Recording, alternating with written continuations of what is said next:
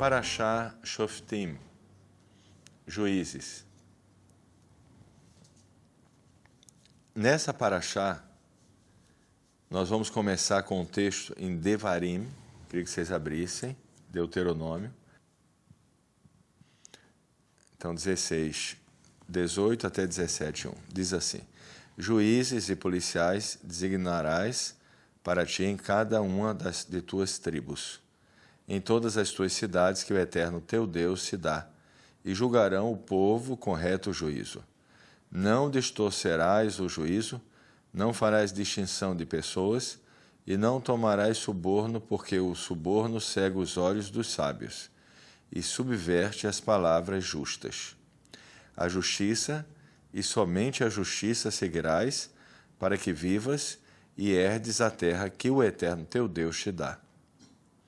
Não plantarás para ti nenhuma Asherá, nem árvore junto ao altar do Eterno, teu Deus, que farás para ti, e não levantarás para ti um pilar, porque o Eterno teu Deus odeia. Não sacrificarás, ou seja, abomina isto, não sacrificarás ao Eterno teu Deus boi ou cordeiro que tenha defeito ou qualquer imperfeição, pois isso é uma abominação ao Eterno teu Deus. Gente, nós vamos tratar de alguns pontos importantes aqui.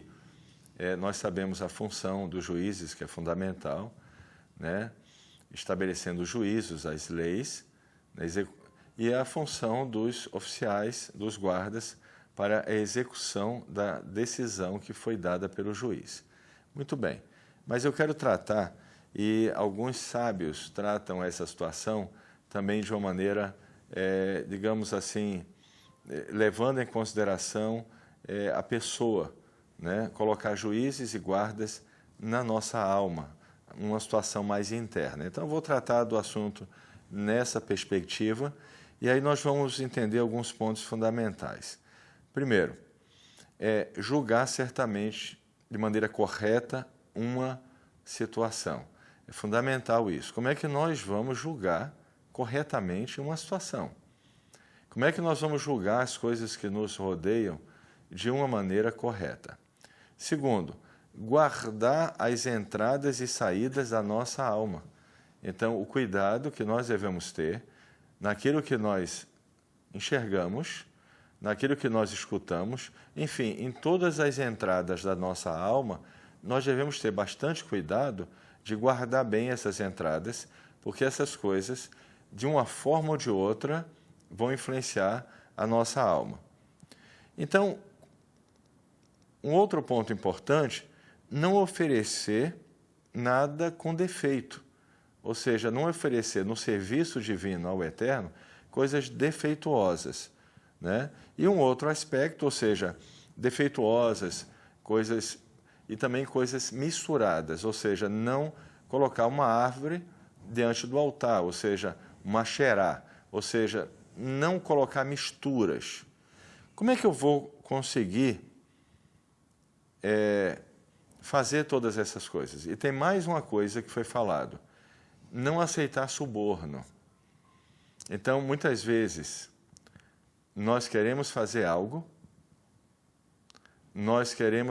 da maneira correta, mas o nosso Yetzer Hará pode oferecer um suborno para que a gente não faça aquilo da maneira mais correta. Então, como é que eu resolvo isso? Como é que eu vou conseguir julgar as coisas de uma maneira correta? Como é que eu vou conseguir guardar bem as entradas e saídas da minha alma? Como é que eu vou oferecer algo sem defeito e, ao mesmo tempo, sem misturas? Ou seja, eu fazer um serviço para a Kadosh Baruch Hu que seja um bom serviço. Gente, só existe uma maneira de nós fazermos isso. Só existe uma forma. É nós estudarmos de uma maneira muito precisa a Torá e a Halachá, ou seja, a maneira como eu vou praticar as mitzvot. Porque na medida que eu faço esse estudo de uma maneira muito precisa, na medida que eu faço realmente esse estudo de uma maneira muito correta, a minha prática, ela se aperfeiçoará e não haverá nela as misturas. Eu não estaria oferecendo algo com defeito. Eu vou ser estimulado, inspirado e conscientizado de guardar bem as entradas da minha alma. Mas para que isso ocorra, eu tenho que estudar bem e ser muito preciso nisso. Você vai fazer, por exemplo, um abrahá, e você vai fazer um abrahá sobre determinado alimento, e você fez um abrahá diferente, ou você fez um abrahá errada.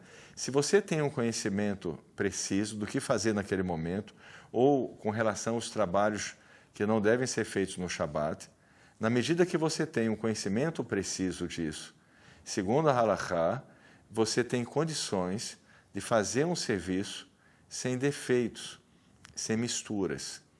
E na medida que nós aprofundamos, nós adquirimos uma capacidade, um discernimento de julgar as situações da maneira correta. Porque nós vamos captando um da'at, um conhecimento, né? uma capacidade de um conhecimento preciso, um conhecimento que vai nos conceder eficácia na maneira de julgar todas as coisas. Eu queria ler com vocês o Humash, na página 127. Eu queria fazer a leitura com vocês de um ponto importante sobre esse tema. E depois vamos passar por um outro tema também muito importante. Diz assim: à luz da explicação do Shar al-HaTorah, de que seus portões representam os órgãos que formam a interface entre uma pessoa e o ambiente à sua volta, você nomeará juízes. E seus portões significa que os sentidos, os portões da pessoa, devem ser controlados pelo julgamento da alma divina. Como o Alter Rebbe escreve no Tânia, capítulo 13, a má inclinação não é nada mais que, por exemplo, um juiz ou advogado que oferece uma opinião legal, mas, no entanto, ele é desafiado pelo segundo juiz, que é a alma divina. O veredito final segue o juiz definitivo.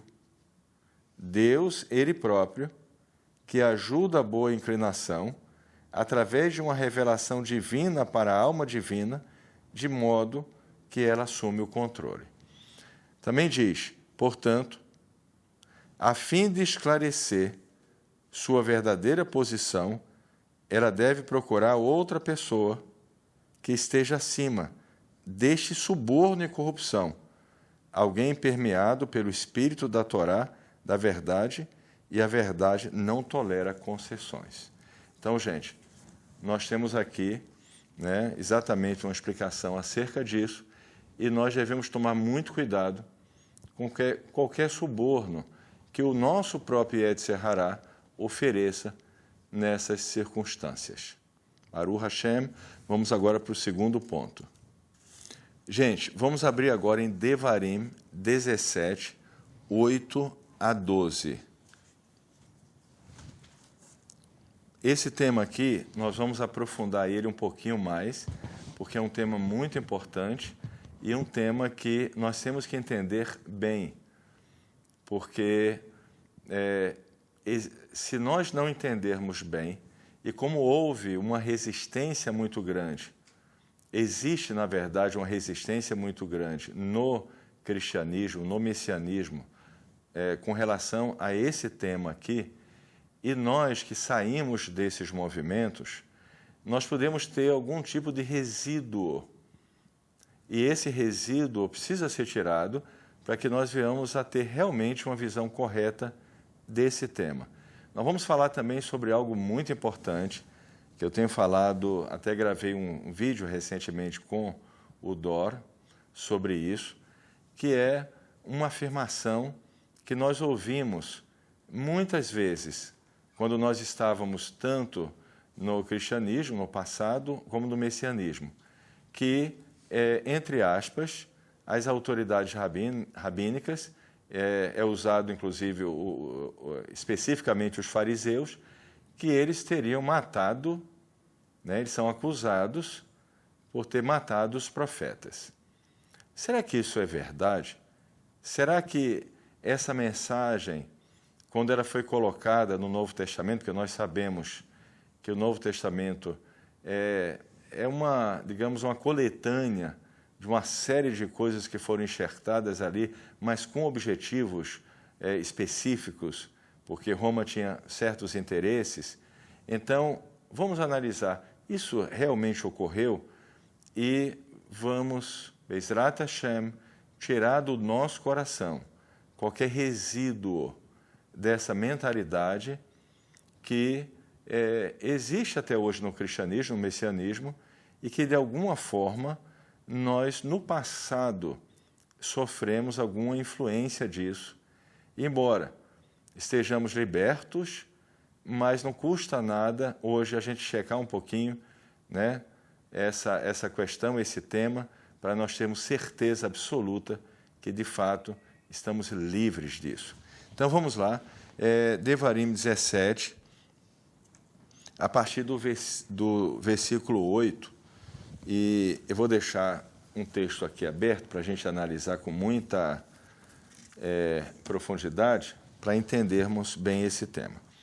Muito bem, a partir do versículo 8 diz assim: quando alguma lei te for desconhecida em juízo, se um sangue for puro ou impuro, se uma causa for justa ou injusta, se uma chaga for pura ou impura, ou se surgirem causas que provoquem divergências de opiniões em tuas cidades, a gente sabe que hoje tem muitas coisas que não existiam naquele tempo. Hoje nós temos a eletricidade, nós temos carros, nós temos lâmpada, obviamente, nós temos uma série de coisas que não existiam naquela época. Então, aqui ele está dizendo qualquer coisa que provoque uma divergência de opiniões nas tuas cidades, ou seja, coisas que você precisa discutir, porque o que é que os rabinos e as autoridades rabínicas fizeram? Ora, existe uma série de elementos novos na nossa sociedade. Então, qual foi o trabalho que eles tiveram? Dessas atividades, quais se encaixariam nos 39 trabalhos que são proibidos no Shabat? E aí houve a necessidade de cercas para que nós não venhamos a fazer algo que venha descumprir os 39 trabalhos proibidos no Shabat, entre outras coisas, a fim de que nós venhamos a guardar a Torá de uma maneira precisa e correta. Então, continuando, levantar-te-ás e subirás ao lugar que escolheu o Eterno teu Deus, e virás aos sacerdotes levitas e aos juízes que houver naqueles dias. E aqui, Rash comenta sobre esse tema, porque ou você vai ao local onde foi escolhido pelo Eterno, né? E o ideal seria se nós tivéssemos, né, o Sanhedrin, mas nós não temos o Sanhedrin hoje, mas ele diz, mas o juiz que estiver nos vossos dias. Então, todas as autoridades rabínicas em todas as gerações é atribuído a elas e é comentado pelos sábios, mesmo que esses juízes, eles não tenham a mesma, digamos, estatura, né?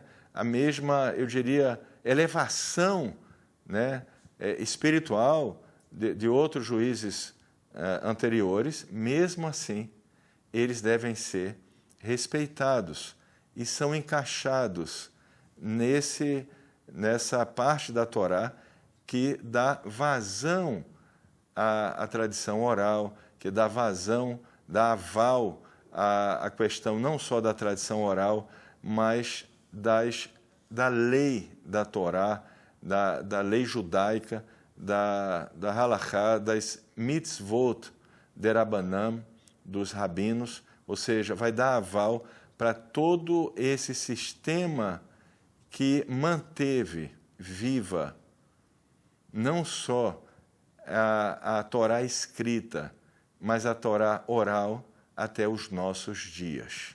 Então vamos continuar. E indagarás e te anunciarão a sentença do juízo, e farás conforme o mandado da palavra que te anunciarem do lugar que escolheu o Eterno, e cuidarás de fazer de acordo com tudo o que te ensinarem, conforme o mandado da lei que te ensinarem, e conforme o juízo que te disserem, farás. Não te desviarás da sentença que te anunciarem, nem à direita, nem à esquerda. E o homem que o fizer com malícia, para não ouvir o sacerdote que está ali para servir ao Eterno teu Deus, ou ao juiz, o tal homem morrerá. E eliminarás o mal de Israel, e todo o povo escutará e temerá, e não mais procederão mal. Gente, nós vamos analisar bem esse tema, mas eu queria primeiro ler algumas citações. Primeiro do Humash Gutnick, da página 131, deixa eu abrir aqui para a gente ler juntos, e diz assim, não é óbvio que a pessoa só poderia consultar juízes que existam naquela época? Rash comenta, mesmo que eles não sejam como os outros juízes que os precederam, vocês devem escutá-los, pois vocês têm apenas os juízes da sua época. Então, mesmo se esses juízes, eles não têm a mesma, digamos, elevação espiritual, você deve escutá-los. E no Talmud diz, o juiz em cada geração é como Shmuel em sua geração e como Moshe em sua geração, está em Rosh Hashanah 20b. Gente, vamos observar depois e analisar isso, porque isso é fundamental. E a maior prova da importância disso é que hoje, né, desde que a Torá foi entregue, ela é passada de geração em geração e chegou nos nossos dias. Por causa desse conceito, hoje, nós temos o Shulchan Aruch, o Kitzur, o resumo dele, nós temos todos os livros que nos ajudam, né, a cumprir a Torá, entender a Halachá. Nós temos, na verdade, uma quantidade enorme de literaturas em razão da fidelidade dessas autoridades rabínicas que assumiram a responsabilidade em cada geração de tratar dos assuntos que eram importantes, das divergências, e formulando cercas seguras para que a Torá não deixasse de ser praticada. Então, isso é fundamental, isso é algo que, se você analisar de uma maneira mais profunda, nós vamos observar que, se não fosse isso, que Deus nos livre, estaríamos numa situação hoje muito difícil. Todos os movimentos que surgiram rejeitando isso, rejeitando a tradição oral, um dos primeiros foram os saduceus, né? E fizeram isso. Esses movimentos surgem com um objetivo único. Ao invés de adaptar, ao invés de adequar as situações que ocorrem na sua época e colocá-las dentro, né, de um parâmetro onde não vai afetar a nossa prática da Torá, ao invés disso, esses movimentos, eles tentam, de alguma maneira, tirar as cercas para conviverem melhor com a sociedade onde eles vivem. Mas quando eles fizeram isso, todas essas reformas que ocorreram, eles acabaram, no final, perdendo a prática da Torá. É muito interessante, porque você, nessa época dos saduceus, que eram chamados Sedoquim, surgiram também os Prushim, que ficaram conhecidos, né, no mundo cristão como fariseus, de uma maneira muito pejorativa. Nós vamos tratar disso hoje. Mas os prushim, na verdade, eles foram extremamente importantes, porque eles se afastaram, e esse é o significado do nome prushim. Eles se separaram das contaminações que haviam na época e eles deram prosseguimento à transmissão da tradição oral. Nós vamos analisar esse tema agora, daqui a pouco, para vocês entenderem bem isso. Mas é muito importante esse entendimento, porque, de uma certa forma, isso é muito falado no cristianismo e no messianismo, é muito tratado esse tema, né, no sentido de ter uma visão muito pejorativa dos fariseus, e essa visão pejorativa ela acaba atingindo as autoridades rabínicas e faz com que as pessoas tenham um olhar duvidoso, e isso acaba também afetando a questão do tema da halakha, das mitzvot de Rabanam, que foram trazidas pelos rabinos, causando uma resistência a isso. É muito importante. Eu estou tratando desse assunto que eu acho fundamental para a nossa comunidade, porque daqui a pouco, Bezrat Hashem, nós vamos começar a entrar, né? Vamos começar o processo das conversões, e nós precisamos tirar esses resíduos de dentro de nós e tratar isso, para que estejamos totalmente livres disso. Muito bem, Rambam também comenta sobre o tema. Ele diz: existem mitzvot adicionais que foram introduzidas depois da entrega da Torá e que foram estabelecidas como lei judaica pelos profetas e os sábios. Muita gente não sabe disso, nós vamos tratar, mas os profetas eram as autoridades rabínicas da sua época.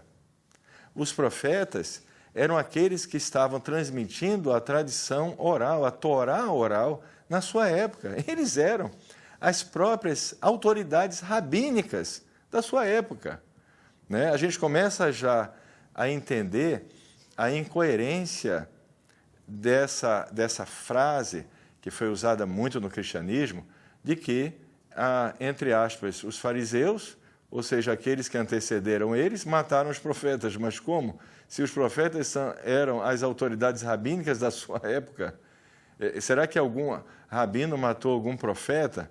Vamos analisar esses temas, é muito importante. Ele continua: sendo adotadas por todo o povo judeu, tais como a leitura da Megilá, as luzes de Hanukkah, o jejum de Shabeav, o princípio de Eruv, a lavagem das mãos, etc. Todas essas mitzvot que foram introduzidas mais tarde, temos a obrigação de aceitá-las e observá-las, como afirma o versículo: você não se desviará das palavras, e etc. Agora eu queria ler para vocês a frase em hebraico, quando fala desses juízes, porque quando você lê em hebraico é muito interessante, porque você pega o sentido exato, né? Existe a Torá, mas a Torá ela é muito profunda e a aplicabilidade dela depende de vários fatores. E na medida que a sociedade vai evoluindo, e nós vemos que de 100 anos, um pouco de 100 anos para cá, um pouco mais do que 100 anos, mudou muita coisa. 100 anos atrás as pessoas andavam de carroça. Hoje você tem aviões, você tem foguetes, carros, né? Então, há 100 anos atrás, ou um pouco mais, houve, desde aquele tempo até agora, uma evolução muito grande da ciência, da tecnologia.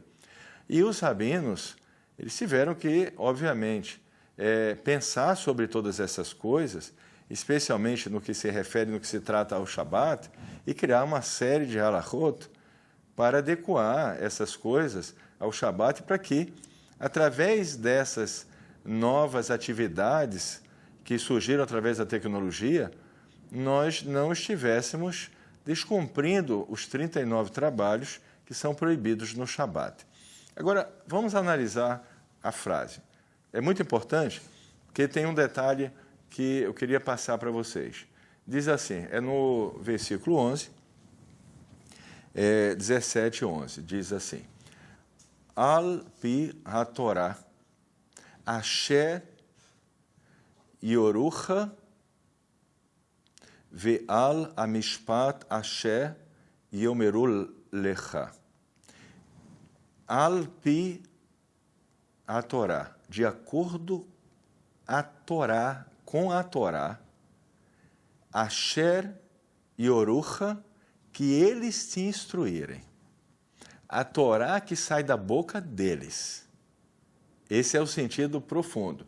De acordo com a Torá que sai da boca deles, de acordo com a Torá que eles instruem, ve'al hamishpat, e o julgamento que é feito, asher yomeru lecha, que eles disserem para você. Então, a Torá que sair da boca deles e o julgamento que eles disserem para vocês, dessas autoridades rabínicas, se farás. Lo tasur min hadavar asher yagidu lecha. Não te desviarás das palavras que eles relatarem para você. E a mim, usmol, ou seja, nem para a direita, nem para a esquerda. Então aqui, gente, o que está sendo dito de uma maneira muito clara é que nós devemos ouvir a Torá da boca dessas autoridades e não nos desviarmos daquilo que elas nos ensinam. Nós devemos acatar os julgamentos dessas autoridades e não nos desviarmos daquilo que está sendo determinado, nem para a direita, nem para a esquerda. Agora, vamos lá. Será que algum rabino matou os profetas? Eu estava fazendo, essa semana, eu estava em São Paulo, fiz um vídeo com o Dor sobre isso. Nós tratamos desse tema. Então a pergunta é, algum rabino matou os profetas? Porque esse é o tema, que é um tema que ficou muito forte no Novo Testamento, no mundo cristão, no mundo messiânico. E mesmo movimentos que se propõem a uma restauração, né, saindo daquele cristianismo tradicional, tem outras ideias, ainda assim, eles não conseguem se libertar disto. Eles têm uma resistência com relação à lei rabínica, não, porque isso é lei rabínica, isso não é Torá. Aquele mesmo pensamento dos saduceus, aquele mesmo pensamento dos caraítas, todas essas reformas que ocorreram, fica implantado, né, fica como um resíduo. Agora vamos analisar isso. Primeiro vamos olhar a transmissão da Torá oral. Quem recebeu primeiro a Torá escrita e a Torá oral? Quem recebeu a Torá oral? Moshe. E Moshe, ele passa para Yehoshua ben Nun. Yehoshua ben Nun, ele vai passar para os Zekenim, ou seja, os anciãos, os sábios. E eles vão passar para quem? Aí nós chegamos na época de Shmuel Hanavi, e são justamente os profetas que vão ser a próxima geração a guardar a tradição oral. Opa! Então, os profetas são as autoridades rabínicas da época? Sim. Eles são responsáveis para guardar, e mais do que isso, eles são extremamente ligados à Torá, se afastando de tudo aquilo que poderia contaminá-los e atrapalhar a recepção das revelações divinas que eles tinham, sendo eles profetas. Então, continuando esse pensamento, depois a gente vem o exílio babilônico, e depois do exílio babilônico surge Esdras a Sofer, o escriba. E ele junto com um grupo muito grande de pessoas, de estudiosos, né, que é chamado Knesset Agedolá, Grande Assembleia, passam a ser a próxima geração a guardar, a estudar, inclusive trazendo, já naquele tempo, né, o conceito aláhico, né, e trazendo,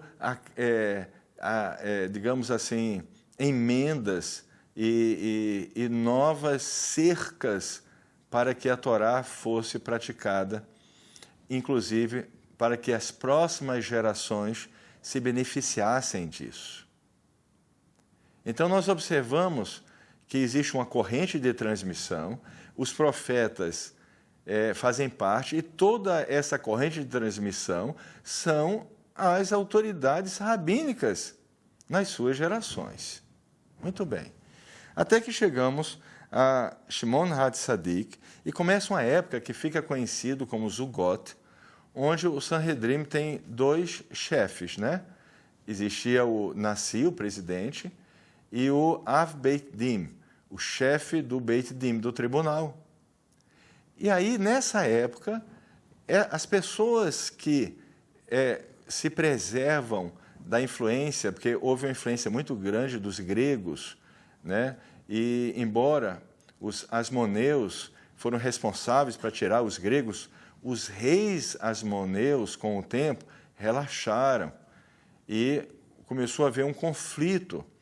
E surgem os prushim, aqueles que se afastam da contaminação da influência dos gregos, especialmente porque naquele tempo surgem os saduceus, os tzedokim, que querem quebrar as barreiras, entre aspas, para que o povo judeu seja mais parecido com os povos do mundo.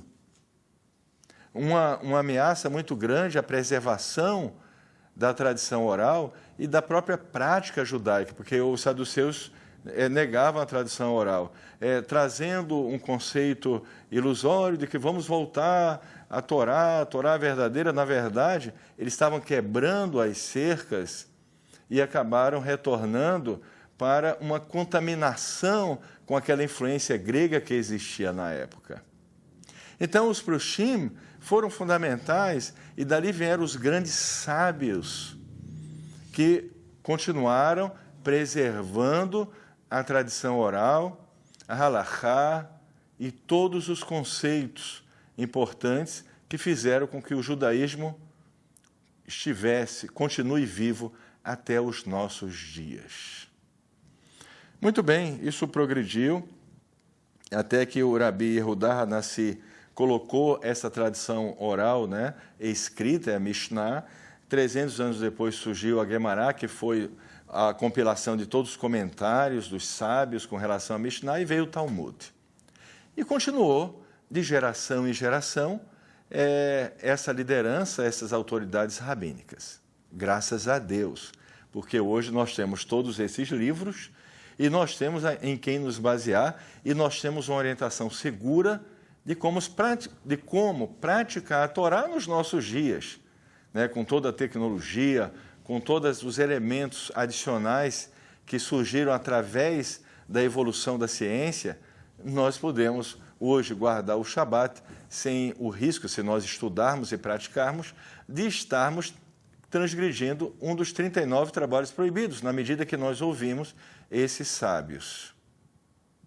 Agora, gente, então, qual foi o profeta que foi morto por algum desses rabinos? Mais do que isso.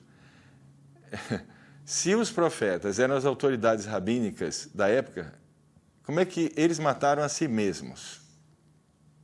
Agora vamos aprofundar ainda mais. Bem, vamos analisar. O profeta que foi morto, Isaías. Quem matou Isaías? O neto dele, que na época, um rei de Israel, que estava cometendo todo tipo de perversidade. Ah, não foi algum rabino? Não teve nenhum rabino que matou Isaías. Ah, teve os profetas que foram mortos na época do rei Acav, que foi por mandado da esposa dele, Jezabel. Opa, não foi nenhum rabino que mandou matar? Não, nenhum rabino mandou matar. Então, gente, mas lá no Novo Testamento tem a história de Zacarias. Zacarias, eles confundem, está errado, é um erro do Novo Testamento. Aquele Zacarias que eles citam é o sumo sacerdote. E também nenhum rabino matou Zacarias. Mas espera aí. Mas a gente nunca analisou isso. Por que a gente nunca viu isso? Porque esse foi um paradigma que Roma estabeleceu. O dogma. Literalmente uma caixa preta ali que ninguém pode mexer. O dogma, ele se estabeleceu e ninguém poderia questionar. Em alguns momentos da história, poderia custar a sua vida. E depois que passou todos esses momentos, a Inquisição e todas essas coisas, ainda ficou por muito tempo no inconsciente coletivo das pessoas o medo de questionar. Mas graças a Deus hoje, as pessoas estão parando e questionando e analisando. Elas estão enxergando que essas coisas não fazem o menor sentido. Mas por que Roma criou esse paradigma? Por que Roma criou essa frase? E, por incrível que pareça, em todas as gerações aparece gente falando isso também. Vamos analisar por quê. Qual é a raiz disso? Roma estava muito preocupada com várias coisas. Na época que Roma criou o cristianismo, uma das grandes preocupações é que algumas autoridades, pessoas importantes do Império Romano, haviam se convertido ao judaísmo. Outra preocupação muito grande de Roma é que o judaísmo, ele não caía. Ele permanecia cada vez mais firme, apesar da morte de milhões de judeus. Mortos pelo próprio Império Romano, os judeus permaneciam firmes. E Roma precisava criar uma nova religião. Precisava de uma história, alguém que se rebelou contra os rabinos, um rebelde que se tornasse herói, que se tornasse o Messias, e posteriormente que se tornasse Deus. Roma estava criando um pseudo-judaísmo. E qual era o foco principal? Desacreditar as autoridades rabínicas. Mas por quê? Porque eram elas que, com muita sabedoria, instruía o povo judeu e mantinha o povo judeu em cada geração fiel à Torá. Hoje, nós temos a língua hebraica, até hoje, até a língua permaneceu. Se você observar as civilizações antigas, não foi preservado o idioma. A língua hebraica, o idioma hebraico permanece. E nós devemos cometer agora um ato de justiça extremamente grande, graças a essas autoridades rabínicas, que o cristianismo passou a chamar de fariseu, de maneira pejorativa, com aquele objetivo de desacreditá-los, para que surgisse um sistema, na verdade, uma rebeldia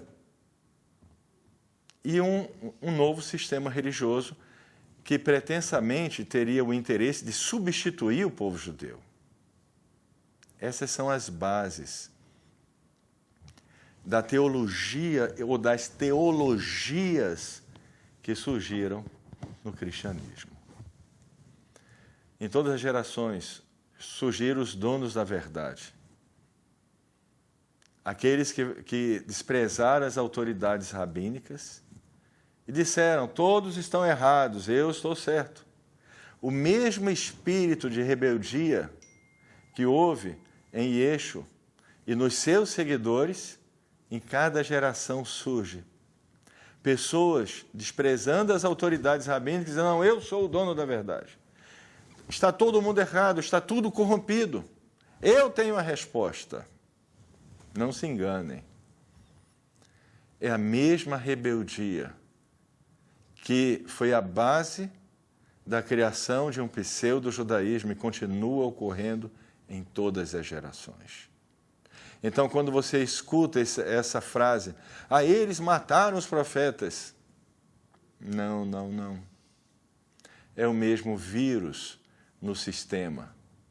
É o mesmo sinal de uma atitude rebelde e que não respeita as autoridades que preservaram a Torá até os nossos dias. Eu quero terminar esse tema passando para o próximo, dizendo algo muito importante, gente. Preste muito bem atenção nisso. É muito importante isso. As autoridades rabínicas, desde Moshe, Yehoshua ben Nun, os anciãos, Shmuel Hanavi e os profetas, Ezra e a grande assembleia, e todos que surgiram depois, os Prushim, os fariseus, né? O nome não é fariseu, mas ficou conhecido como os fariseus. Prushim quer dizer que eles se afastaram das contaminações. Os rabinos em todas as gerações,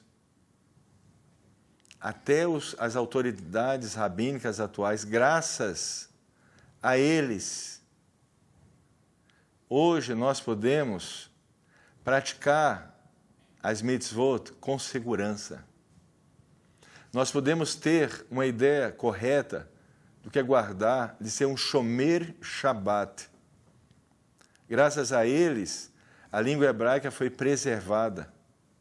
Graças a eles, apesar de todas as tragédias que ocorreram com o povo judeu, tudo permaneceu intacto.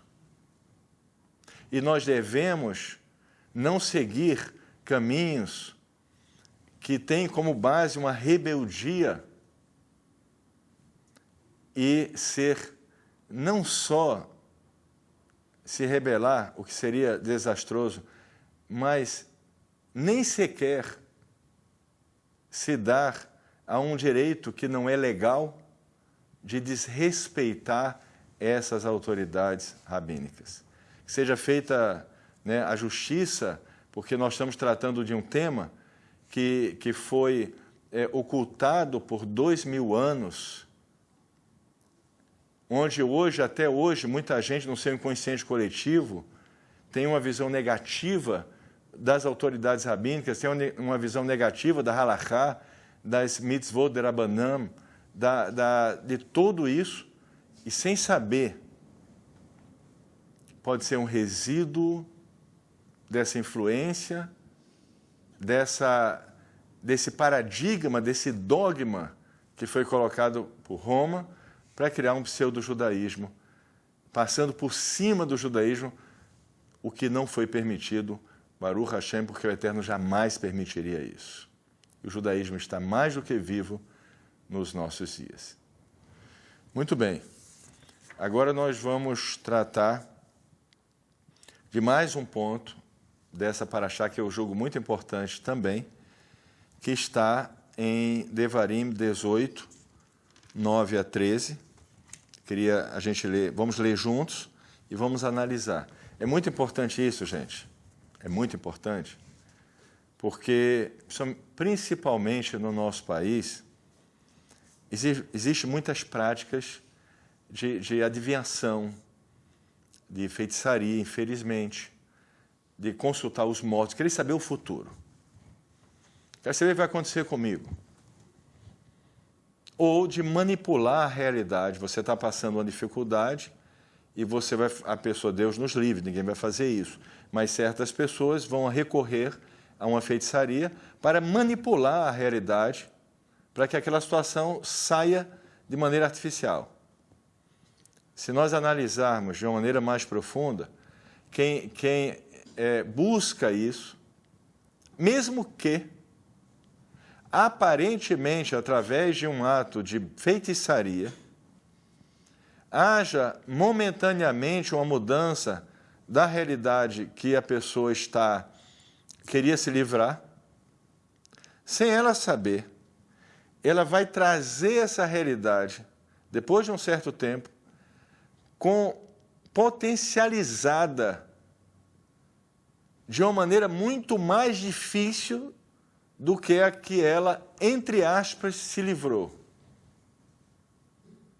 Porque a feitiçaria não tem o poder de anular uma realidade, mas de causar uma manipulação quando é permitido, que vai trazer de volta aquela realidade desagradável, mas potencializada com um mal muito mais dolorido, muito mais contaminado, muito pior, com muito mais sofrimento do que a pessoa estava sentindo.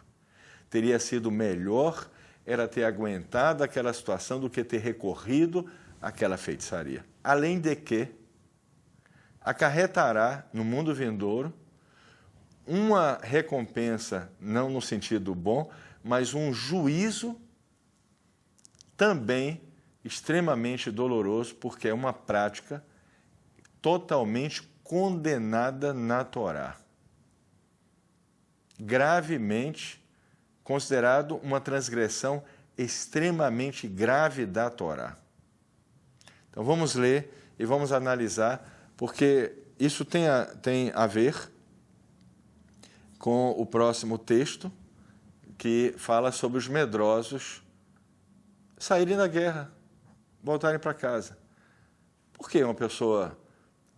Veja bem, vamos analisar. Depois eu vou ler o texto. Você está num momento onde há uma presença divina muito grande. O povo judeu vai entrar nas guerras. Há uma presença divina da Shekinah muito forte. O Eterno está guiando o povo judeu. Ora, dentro das tropas, né, hoje você tem exércitos que vão para a guerra sem nada disso, e motivados pela defesa do seu país, pelo seu dever, sua obrigação, eles vão e têm coragem de ir. Agora, naquele momento, além de tudo isso, havia uma presença divina muito grande. Como é que uma pessoa pode ter medo? Como?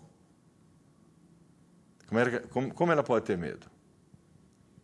Numa realidade onde há uma Shekinah muito forte, uma presença divina muito forte. O próprio Eterno está guiando o exército, né? Existe a liderança divina. Como é que você tem medo? Então, vamos analisar esse ponto, porque eles estão interligados. Eles estão interligados. Devarim 18, 9 a 13,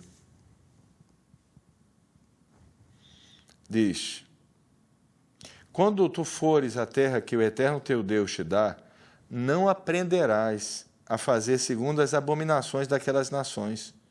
Não se achará entre ti quem faça passar seu filho ou sua filha pelo fogo, nem agoureiro, nem astrólogo, nem adivinho, nem feiticeiro, nem encantador de animais, nem necromante ou ideonita, nem quem consulte os mortos, porque abominável é Eterno todo aquele que faz essas coisas. Por causa dessas abominações, o Eterno teu Deus o desterra de diante de ti. Seja confiante nele, e então estarás com o Eterno teu Deus. Muito bem. O que é que ele está dizendo aqui? Seja íntegro, confie no Eterno. E qual é o ponto fundamental aqui? Quando nós procuramos, que Deus nos livre, nós não vamos procurar, mas se uma pessoa procura um adivinho, um feiticeiro, né? Alguém que vai prever o seu futuro, ou vai manipular a realidade que está ocorrendo com você, essa pessoa, ela está demonstrando claramente a sua total desconfiança do Eterno e rebeldia. Ela não aceita a realidade da qual ela está passando e ela deseja conhecer o futuro, ela quer saber o que é que vai acontecer com ela no futuro. Então, ela está usando métodos espirituais proibidos para manipular a sua realidade e, ao mesmo tempo, ela está curiosa do futuro. Qual o problema com isso, gente? O problema com isso é que, na verdade, por trás de tudo isso, além da questão do erro, da falta de confiança, há uma grande ignorância e tolice quando a pessoa faz esse tipo de coisa. Por que tolice? A realidade que está permeando a nossa vida em cada momento dela, por exemplo, a minha realidade hoje, a sua realidade hoje, por mais boa ou ruim que possa ser, pelas coisas boas que estão acontecendo e pelas coisas que são ruins que estão acontecendo, que nós julgamos como ruins porque nos causam aflição, essa realidade é a realidade que nós precisamos, com cada detalhe que existe nela. Cada aspecto dessa realidade contém o remédio que nossa alma precisa agora. Cada parte dessa realidade, cada aspecto dessa realidade contém a solução, a reparação necessária para a nossa alma. O que é o futuro, gente? Porque o futuro é um conceito relativo. Eu vou explicar para vocês por quê. Eu estou agora falando com vocês. O que eu falei quase agora já é passado. O presente é quase não percebido e eu já estou entrando no futuro. Então, o que eu falei há 10 minutos atrás já é passado. E já não pertence também ao presente, porque o presente pertence agora, que eu estou falando para vocês. Eu já vivo um futuro com relação a 10 minutos atrás. Então, a questão de passado, presente e futuro interage numa dinâmica muito sutil, onde, na verdade, eles não estão separados. Eles são apenas um relógio que está funcionando sem parar. Onde eu quero chegar? Se eu interagir bem com esse presente que está ocorrendo agora, aprender as lições com as coisas ruins que estão me acontecendo, desfrutar das coisas boas e também aprender lições com essas coisas boas. Ou seja, lidar com essa realidade que me cerca hoje da maneira correta, ela vai se transformando passo a passo. E aquela coisa ruim sai, outra coisa boa sai, outra coisa boa vem, e assim as coisas vão se transformando. E o futuro nada mais é do que contar essa história depois de um tempo, porque, na verdade, o futuro ele está interagindo com o meu presente diretamente, a cada momento. O que nós chamamos de futuro é um olhar para algo que será o resultado dessa interação que eu estou tendo hoje com o meu presente. Então, numa certa perspectiva, os três estão juntos. O que eu falei 10 minutos atrás é passado já. Com relação ao que eu falei 10 minutos atrás, eu já estou no futuro e o presente interage. Então, quando uma pessoa ela procura um adivinho para saber o futuro, ela está, na verdade, fugindo da sua responsabilidade com a realidade que é presente agora, nesse momento. Mais do que isso. Cada coisa que acontece na nossa vida, por mais dolorosa ou por mais gratificante, fornece, volto a dizer, o remédio necessário para o que a nossa alma precisa reparar naquele momento, a fim de que ela seja bem-sucedida. O que nós podemos chamar de futuro e vislumbrar como futuro, porque é uma mudança de configuração, é o mundo vindouro. E não precisamos de um adivinho para saber o que vai acontecer no mundo vindouro com nossas vidas. Porque a própria Torá, ela revela qual é o nosso destino no mundo futuro, no reino vindouro, dependendo se nós vamos cumprir ou não as instruções a Kadosh Baruch Hu, que estão na Torá. Os sábios dizem que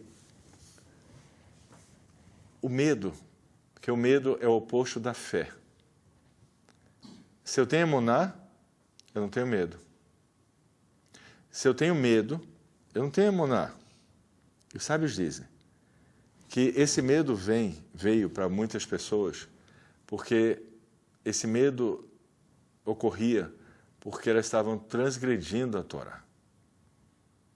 E na medida que elas estavam transgredindo a Torá, elas tinham medo de morrer na guerra, em razão de estarem vulneráveis. Então, na verdade, o medo ele ocorre quando existe uma falta de emuná, e a emuná ocorre quando existe um afastamento da prática da Torá. Se você está praticando a Torá e dentro desse processo, dentro dessa dinâmica, você comete um erro, mas você faz teshuvá, você faz uma restituição, você faz a teshuvá, você se arrepende, tudo isso faz parte da prática da Torá. Ao invés de medo, você vai sentir emuná, você vai sentir fé, você não vai sentir medo. E nós estamos, eu queria finalizar esse estudo, este shiur da Parashá, nós estamos justamente no mês de Elul, o mês da teshuvá. Na verdade, quando nós chegarmos em Rosh Hashanah, nós deveríamos ter feito teshuvá agora nesse mês. Por isso que nós devemos ouvir o shofar todos os dias, para inspirar a nossa alma de teshuvá. Gente, para nós terminarmos, a teshuvá é um processo contínuo. E nós temos que olhar para a nossa vida da maneira correta. Se eu falar para vocês, nossa vida é imperfeita, nada é perfeito. Todo mundo vai concordar. As situações que nos rodeiam também não são perfeitas, todo mundo vai concordar. Tem coisas muito boas acontecendo, Baruch Hashem. Tem coisas complicadas, difíceis, Baruch Hashem. Mas em tudo isso, lembre-se, o remédio para reparar a nossa alma está em todas essas circunstâncias. É de uma situação difícil que eu vou tirar um extrato para fazer um remédio para resolver um problema da minha alma, que talvez eu nem saiba, nem enxergue, mas precisa ser resolvido. É de uma situação também boa, que eu estou tirando um outro extrato para fazer outro remédio, para resolver um outro problema da minha alma, que talvez eu nem saiba que eu preciso.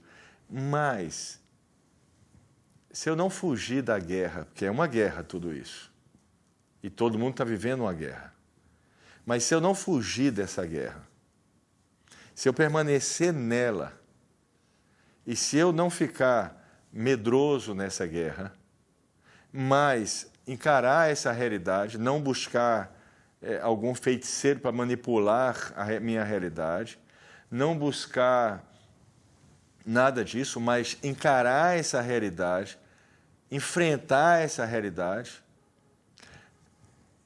posso sim, naquilo que é lícito da Torá, buscar algo que a Torá me ensina, que pode amenizar uma situação difícil.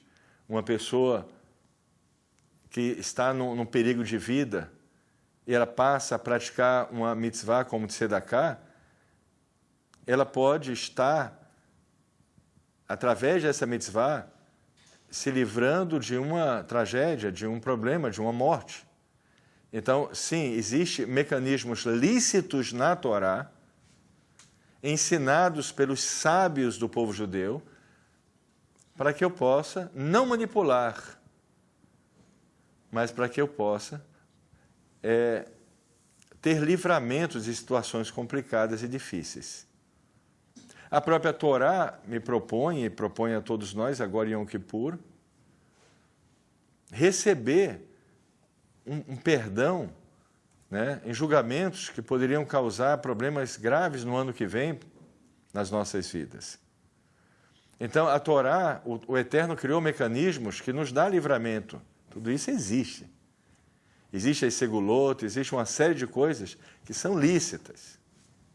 Mas, apesar de tudo isso, e contando com tudo isso, ainda assim, o que eu não posso é fugir da guerra. O que eu não posso é fugir da realidade que é proposta para mim, em cada momento da minha vida, pelo Eterno. O que eu não posso é sair da posição da qual o Eterno me colocou. Porque aí isso pode acontecer. Mas quando acontece, é como ficar numa estrada onde você, digamos que você estava numa estrada e tinha muito buraco, mas é a estrada correta, e é a estrada que vai chegar ao caminho, mas estava realmente muito danificada, mas dava para andar naquela estrada, e aparece um atalho, você olha uma estrada bonita, né, sem buracos, plana, né, pavimentada, e você, por uma ilusão, pensa, talvez essa estrada chegue no mesmo lugar onde eu vou. E eu vou pegar essa estrada. E o que acontece? Ela vai levar você para outro lugar. Você vai ter que depois encontrar, talvez você não vai mais encontrar aquela estrada cheia de buracos, da qual você vai sentir saudades, porque o tempo que você vai perder no atalho, você já teria chegado, apesar de todos os buracos. E você pode, infelizmente, pode acontecer na vida de muitas pessoas, nunca encontrar o lugar e morrer sem encontrar mais o lugar. E ter que fazer todo um trabalho de restituição, e, enfim, e perder a oportunidade que teve nessa vida. Isso é um fato, isso acontece na vida de muitas pessoas.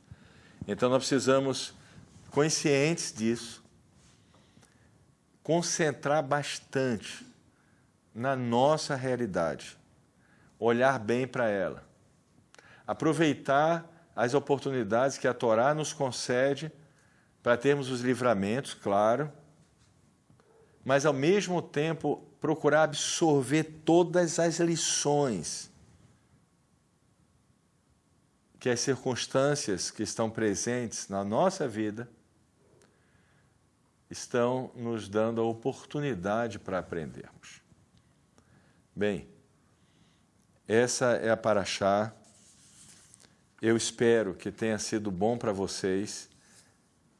Eu tenho dedicado tempo, bastante tempo, me concentrado para realmente trazer algo que seja bom para a nossa comunidade nesse momento tão especial que nós estamos procurando, nós estamos nos preparando, né, aqueles que querem se converter para uma conversão e aqueles que optaram por um padrão Bnei Noach também estão envolvidos naquelas leis que lhes são próprias, né, que faz dessas pessoas um Ben Noach ou uma Bat Noach. E é muito importante, eu quero voltar a lembrar isso,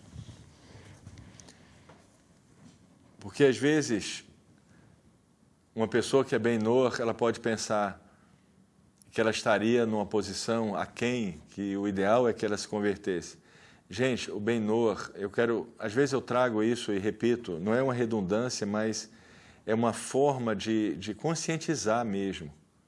Uma pessoa que está nas nações, que não é judeu, e chegou à conclusão que o Deus verdadeiro, o Deus de Israel, o Deus verdadeiro, que chegou à conclusão, se livrou que todo o tipo de adoração que existe nas nações tem raízes de idolatria, e ela larga tudo isso. E ela se compromete com as leis fundamentais da Torá, de não ser idólatra, de não praticar sexo ilícito, de não roubar, de não ser um assassino. Essa pessoa, ela se tornou